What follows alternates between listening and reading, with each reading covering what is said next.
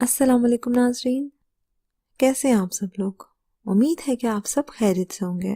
नाज़रीन, ज़ैनुल आबिदीन के लक़ब से मारूफ की निस्बत ख़ानदान नबूवत की तरफ है। ये अली बिन अबी तालिब के साहबजादे सैयदना हुसैन रज़ियल्लाहु ताला अन्हा के बेटे हैं। अली बिन हुसैन इनका नाम है, करशी और हाशमी हैं। अबुल हसन इनकी कुनियत है। अबुल हसन, अबू मोहम्मद और अबू अब्दुल्ला भी कहा जाता है। सैयदना इमाम हुसैन अपने वालिद माजिद अली से इजहार अकीदत के लिए अपने बच्चों के नाम अली रखते थे। इसी मुनासबत से ज़ैनुल आबिदीन का नाम भी अली है और कुनियत अबू मोहम्मद, अबू हसन, अबुल कासिम और अबू बकर है। जबकि कसरत इबादत के सबब आपका लक़ब सज्जाद, ज़ैनुल आबिदीन, सैयदुल आबिदीन और अमीन है। नाजरीन, अली बिन हुसैन बड़े आबिद व ज़ाहिद और शब बेदार थे। वो बनी हाशिम के फ़ुक़हा और आबिदीन में से थे। इस ज़माने में इनको मदीना मुनव्वरा में सैयदुल आबिदीन यानी आबिदों का सरदार कहा जाता था।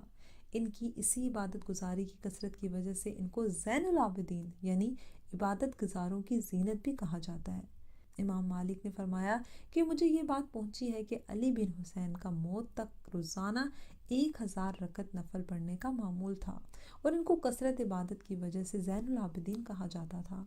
इमाम ज़हरी अली बिन हुसैन का तज़किरा करते हुए रोते थे और इन्हें ज़ैनुल आबिदीन के नाम से याद करते थे। हज़रत अबू नईम ने हज़रत इमाम ज़ैनुल आबिदीन के बारे में फरमाया है कि वो इबादत गुजारों की जीनत, कानतीन की इलामत, इबादत का हक अदा करने वाले और इंतहाई सखी इंसान थे। ज़ैनुल आबिदीन जब नमाज के लिए वज़ू करते थे तो इनका रंग पीला पड़ जाता और वज़ू अकामत के दरमियान में इनके बदन पर एक कपकपी सी कैफियत तारी हो जाती। किसी ने इस बारे में पूछा तो फरमाया, तुम्हें मालूम है कि मैं किसके सामने खड़ा होने जा रहा हूँ और किसकी इबादत करने लगा हूँ, यानी अल्लाह ताला की। किसी ने सैयद बिन मसीब से कहा कि आपने फलां से बढ़कर किसी को परहेजगार पाया? इन्होंने फरमाया, तुमने अली बिन हुसैन को देखा है? तो साइल ने कहा कि नहीं। तो फरमाया, मैंने इससे बढ़कर किसी को भी परहेजगार नहीं पाया। नाज़रीन, अली बिन हुसैन सानिया करबला में मौजूद थे। इस वक्त इनकी उम्र 23 या 25 साल थी, लेकिन बीमारी की वजह से लड़ाई में शरीक ना हो सके। ये इस सानिया में बच जाने वाले वाहिद मर्द थे। इनको दमिश्क में यजीद के सामने ले जाया गया। कुछ दिन बाद इनको दीगर खवातीन के साथ वापस मदीना जाने दिया गया, जहां इन्होंने चंद असहाब के साथ खामोशी से ज़िंदगी बसर की।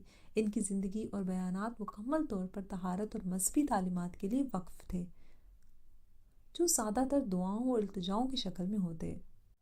नाजरीन, आज की इस वीडियो में मैं आपको इमाम ज़ैनुल आबिदीन रहमतुल्लाह अलैह की 4 नसीहतें बताऊंगी जो उन्होंने अपने बेटे को की। नाजरीन, इमाम ज़ैनुल आबिदीन रहमतुल्लाह अलैह ने अपने बेटे इमाम बाकिर को नसीहत करते हुए फरमाया, बेटा, 4 आदमियों के पास ना रहना, रास्ता चलते हुए उनके साथ थोड़ी देर के लिए भी ना चलना।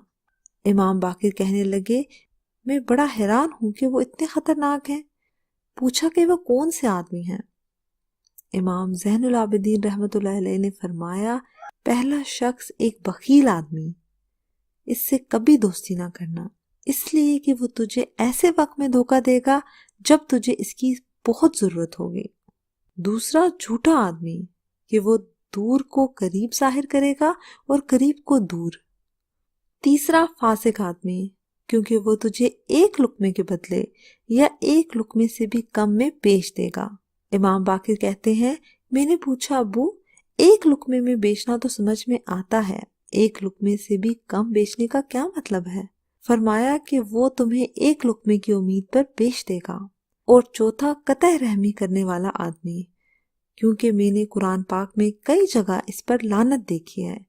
नाज़रीन, ये बाप की नसीहत के अनमोल मोती थे जो बेटे को मिल रहे थे। नाज़रीन, मुझे उम्मीद है कि आपको आज की वीडियो पसंद आई होगी। अगर आपको वीडियो पसंद आई है तो इसे लाइक करें, शेयर करें, कमेंट सेक्शन में अपनी राय का इज़हार लाजमी कीजिएगा। और अगर अभी तक आपने हमारा चैनल सब्सक्राइब नहीं किया तो इसको लाजमी सब्सक्राइब कर लीजिए। अगली वीडियो तक इजाज़त दीजिए। अल्लाह हाफिज़।